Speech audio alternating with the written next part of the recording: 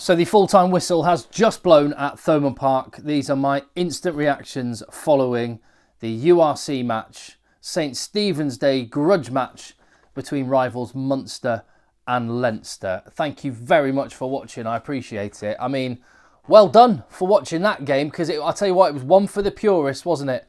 Leinster getting the win in the end, 9 points to 3 at Thomond Park. Horrendous conditions. A game lacking in quality in a lot of senses. You look at the scoreline, 9-3 or 3-9, and no tries, 4 penalties, all we saw in the game in terms of points. Weirdly, I really enjoyed it.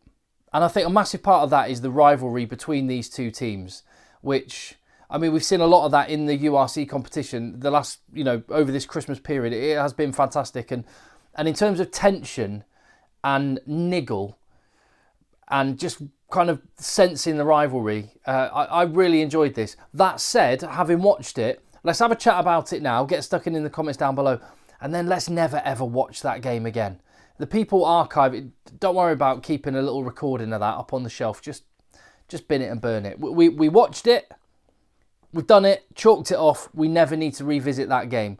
Fair play, Leinster, that said. And also, I should say, a very happy Christmas. Hope you had a lovely one. Once again, thank you so much for the support on the channel. My name's Tim. This is Egg Chasers. And if you love your rugby, well, you come to the right place. And if you haven't already, maybe I will earn your subscription. So like I say, the final whistle has just gone. So these are straight off the top of my head, without a lot of filter or out a lot of thought, my instinctive gut reactions to what I've just watched. I'd love to know yours in the comments below. You can also help spread the channel by giving the video a thumbs up. Filthy conditions made it feel really, really old school. Did you not think?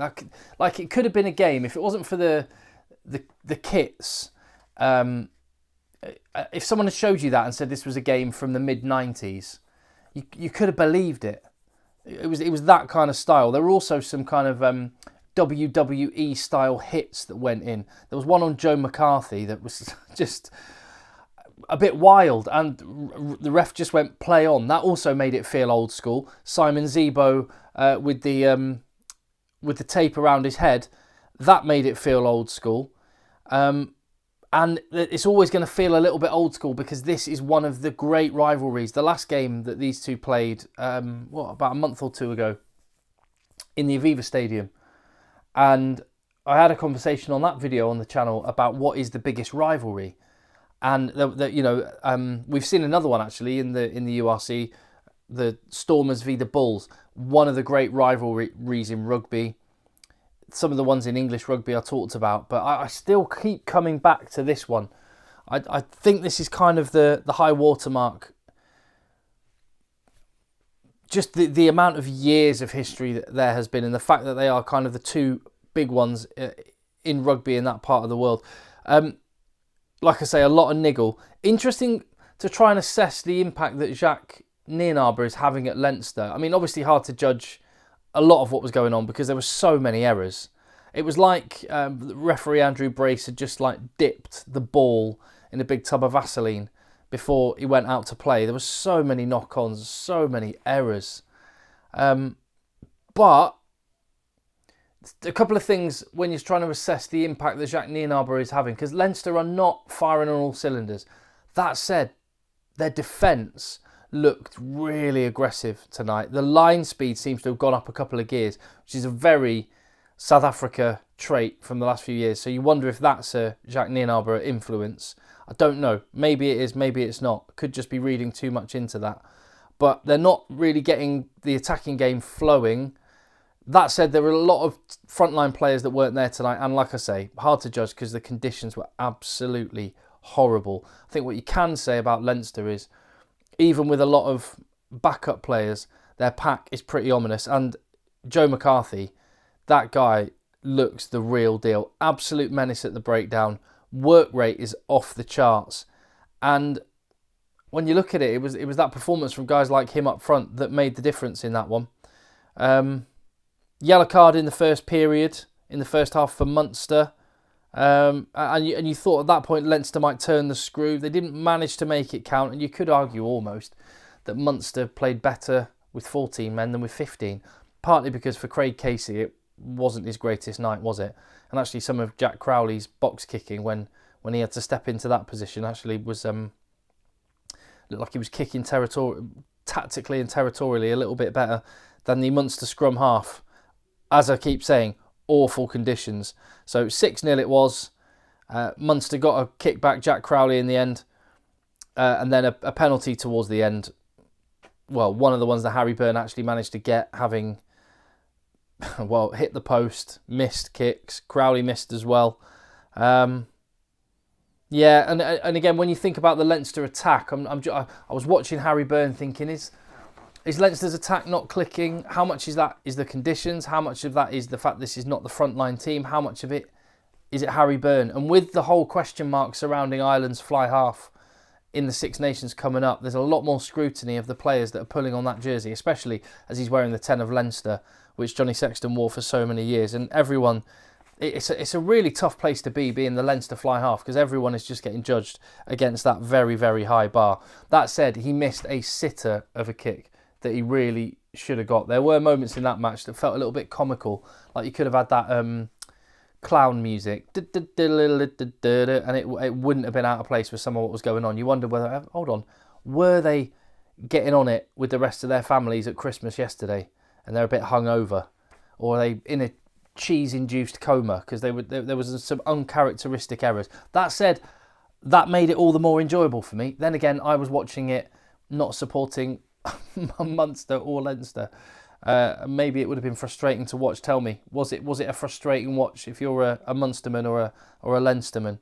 One for the purists, and that is a question as well. Tell me in the comments, what is the lowest scoring or poorest, worst quality match you've ever watched? Because like I say, I did quite enjoy it, but it was low on quality. I remember Bath, and I worked on this game on the telly for BT Sport. Bath 3, Sale 6 at the Rec. Must be going back 5 or 6 years for that one. Absolutely awful match. Truly, truly dreadful, but quite fun. There was that Super Rugby final in the fog, was one that I remember. Was that the one Crusaders beat the Hurricanes? And that was more just because it was impossible to watch and a bit farcical. And international rugby, I was remembering, I think it was Six Nations, and it was being built up as this big decider in 2013, I think it was. Big decider between Ireland and England, and it was an awful match, which England won 12 points to 6, which you might remember that one. But so yeah, tell me other dreadful matches you've watched or low-scoring games. Get stuck in the comments down below. Maybe I'll do another video just reflecting on some of the worst games or lowest scoring games of all time. That'd be a bit of fun. As for like positives that I can take from the game and maybe some individual performances that I think are worth a mention, I've already mentioned Joe McCarthy, best player on the pitch comfortably and really pushing his case for Andy Farrell watching on. Also for Leinster, Baird off the bench looked really handy, and I think he will be wanting to press his case and push on. Wasn't used very much in the World Cup. Looks a really, really talented guy. Wants to cement that place in the Leinster back five of the scrum, probably back row, and then push on with the national team. For Munster, Edwin Adogbo, he was having such a good game when he got injured. So I really hope that injury is not serious. That's one I'm looking to find out about, because he looks a proper talent, doesn't he? Ollie Jaeger looked decent. Simon Zebo looked good. Craig Casey had a game to forget and in such a key position. I don't know. I'm trying to think how I sort of summarise and judge these teams. Leinster always had enough in the tank. Probably will feel they should have won by more. Munster will feel that they let that one go, but then they had so little territory in possession that they might be looking at a bonus point. No, they won't. Against Leinster, they will not be looking at a bonus point as a positive, but I guess at least they can take a bonus point from it. But disappointing defeat at home, beaten home and away by Leinster. You feel like that gap is closing, and you feel like Munster are doing that. Yeah, I think that's what I would say, generally speaking, because like I say, it was a weaker Leinster team than usual. But what I feel that is happening is Munster are closing that gap on Leinster. But partly that's because Leinster are in fourth gear at a push, but nowhere near top gear. And Munster are actually performing better than you, or relatively speaking, they're performing better than the names on the back of the shirts suggest they should be able to. They're getting, Graham Rowntree and his coaching team are getting more out of the Munster players towards their potential than Leinster are getting out of their players towards their potential. Leinster's ceiling is much higher though, so we'll see how the season plays out. But do you know what, I have to say, I'm really enjoying the URC. I really am as a competition. I'm enjoying the Premiership as well since the World Cup. But these derby matches have been fantastic. I actually quite enjoyed watching some of the games from the Wales derbies earlier, and Stormers v Bulls. Perhaps I'll do a video on that at some point, but yeah, I was travelling around seeing family, so I didn't manage to sit down and get in front of a video to talk about that one, but that was class. That was such a class derby game. I've been really enjoying the rugby over the festive period, and more to come. And more to come in 2024 on this channel, talking rugby. And like I say, if you love your rugby, hit subscribe, and I would love to earn your subscription. Been blown away by how well 2023 has gone, and I want to kick on and push on, and make some more great rugby content for you in 2024. So like I say, hope you had a wonderful, restful Christmas. If you're watching this video because you missed the Munster v Leinster game, I wouldn't worry about watching it again. If you did sit through it and watch it, yeah, well, it will go down in history as one of the rugby games which happened. I think we can say that. And with that, I'll see you on the next one.